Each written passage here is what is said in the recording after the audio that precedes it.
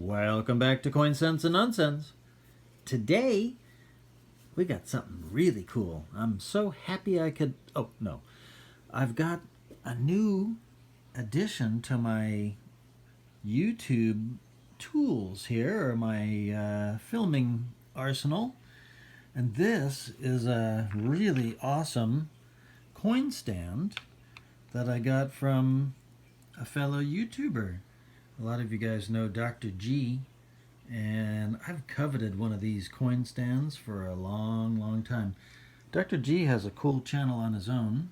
Well, not that mine's cool, but anyway, he's got a cool channel, and he does a lot of different things, gold mining, panning, whatever, but for coins, he sent in a lot of coins to PCGS and gotten them back for grading and whatnot, and sharing his experience, and he had one of these stands to show off his coins, and I was just, I don't know, I had to have one.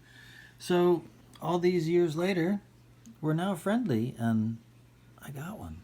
So I'm super happy and super lucky and proud of my relationship with Dr. G. So number one, thank you, Dr. G. And the real thrust of the video, I think we're kind of still too zoomed here. What's going on? I showed part of it already, but I've finally completed a 1950 proof set.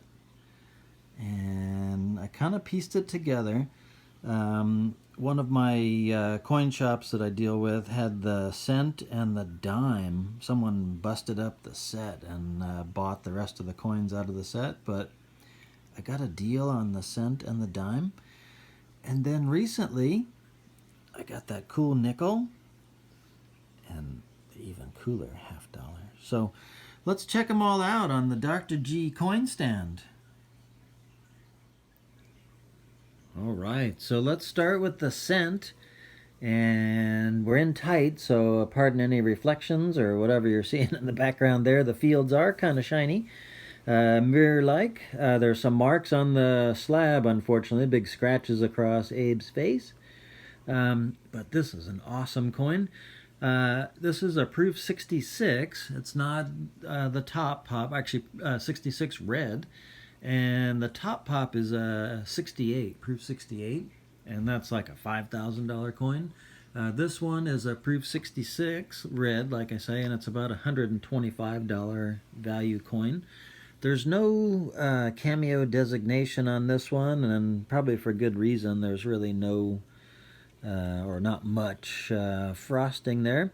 What you can see, though, are a lot of hairlines, and that was unfortunately very typical of these sets because of the way they were packaged.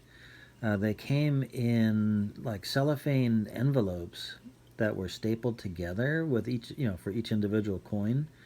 So as they were shipped, they kind of jostled around and made hairlines, but also certain coins that might have had evidence of glue or whatever. There were a lot of different problems with the packaging on these sets. So attempts at cleaning over the years also may have contributed to some of the hairlines. So anyway, this one is a cool coin.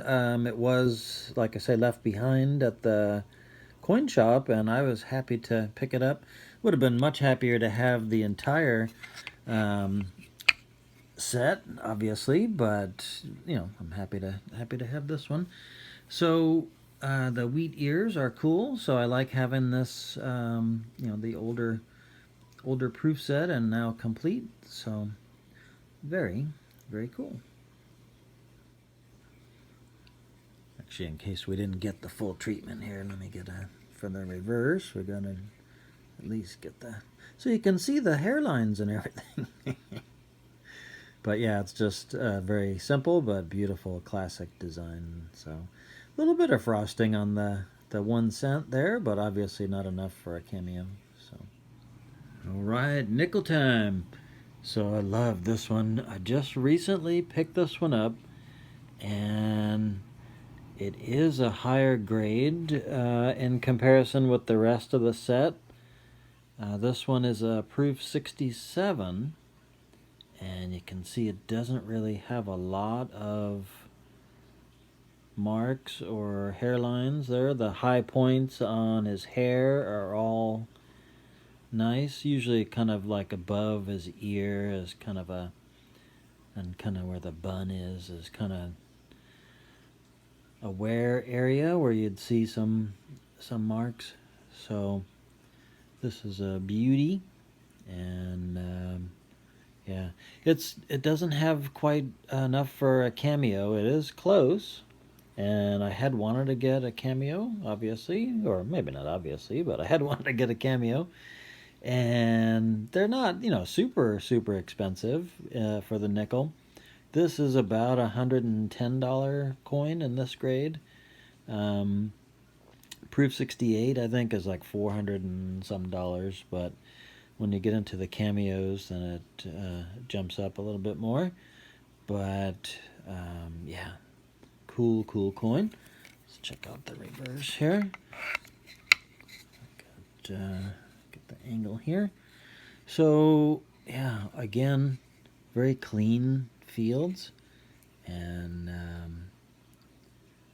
yeah, sorry for the glare, but just to get all the detail in. So the reverse has less of a frosty appearance, especially the lettering. But yeah, beautiful coin. All right, let's do the dime. All right, so here's the dime, and this one's a little bit tougher. This one's a proof 65, and this one is the least expensive of the coins in the set. It's about a $45 value coin. Again, the top grade is a proof 68, and very affordable. They're, just a couple $100 for the top ones there. Well, cameo, of course, is going to add to it. This one doesn't have a lot of frosting, and this one, that's probably why it was left behind at the coin shop. But I still think it's a nice coin. This is the first year, actually, of proof coinage of the Roosevelt dime. This one and the Franklin half made their debut as proof coins in 1950. So this one has a lot more hairlines, you can see, and I'm sure it jostled around in the packaging. A little bit of frosting on his hair, but nothing even close to getting a cameo. So let's see what we got here on the reverse. Just love this coin stand, Dr. G. So, yeah. Frosting, actually, I can see a little cameo-ishness. Ism. So, but didn't get it. So be it. I'm not saying it deserves it, but yeah, I can appreciate this a lot more than I ever have. I've had this coin for a while, but never really looked at it that up close, and not too bad. All right, quarters up next, and this one doesn't have much frosting at all.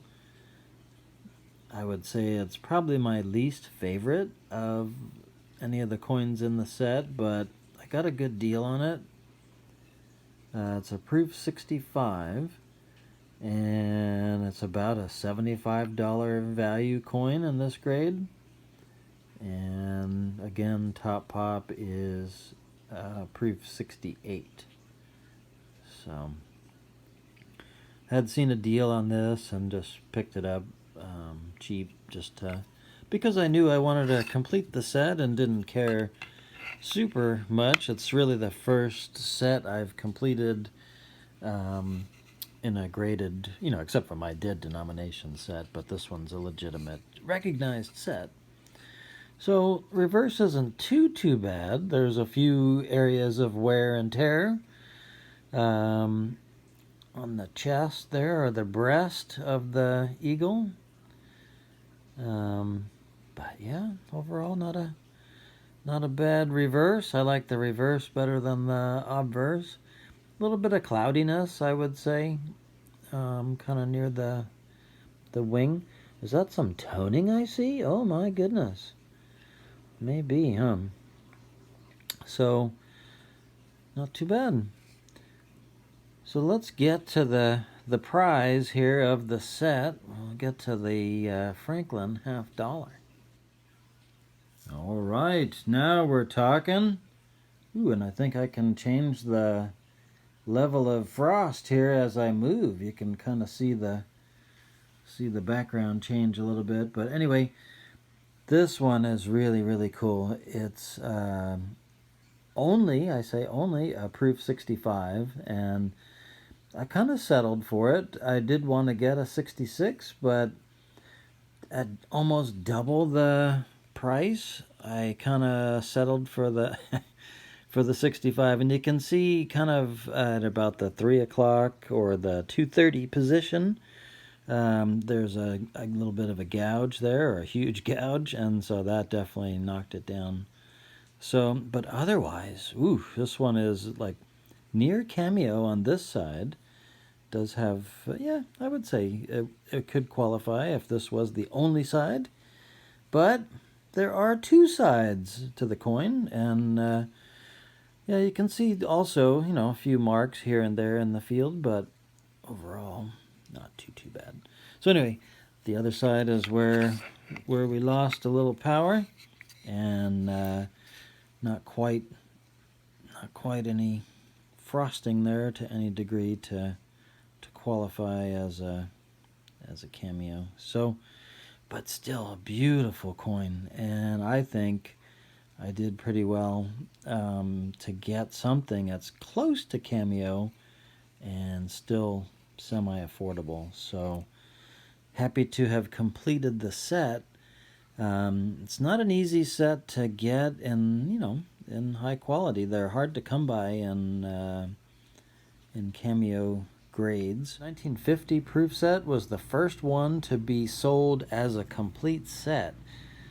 Previous to 1950, when proofs were sold, it was individual coins. You could order the entire run, or you could just order individual coins.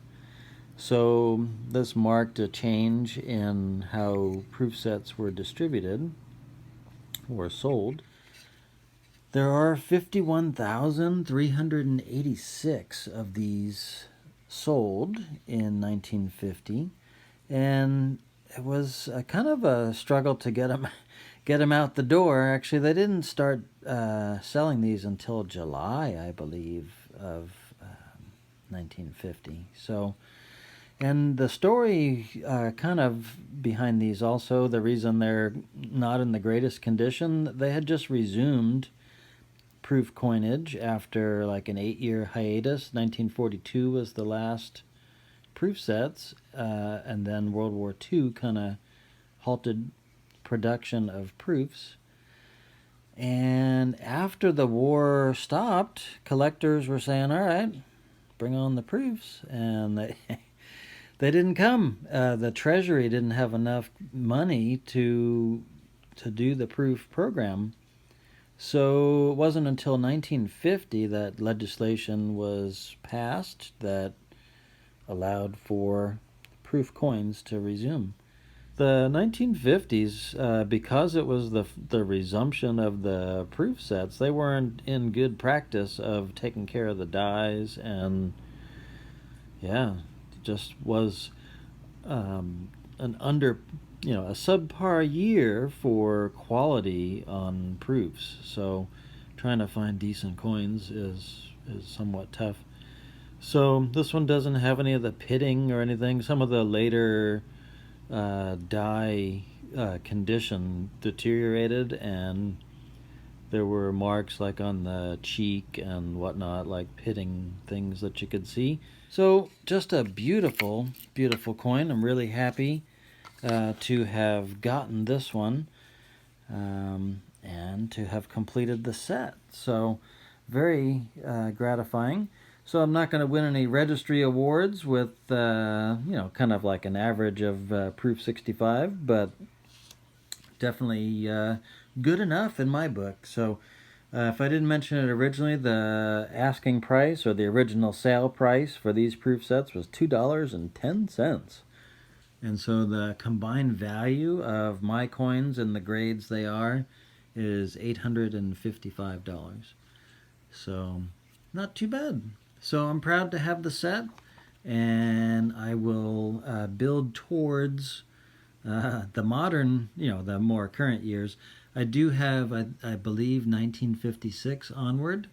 Might even have 1955. I have to double check.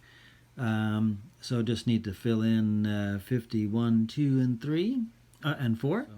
So anyway, I thank you so much for watching Coin Sense and Nonsense. And until next time, bye-bye.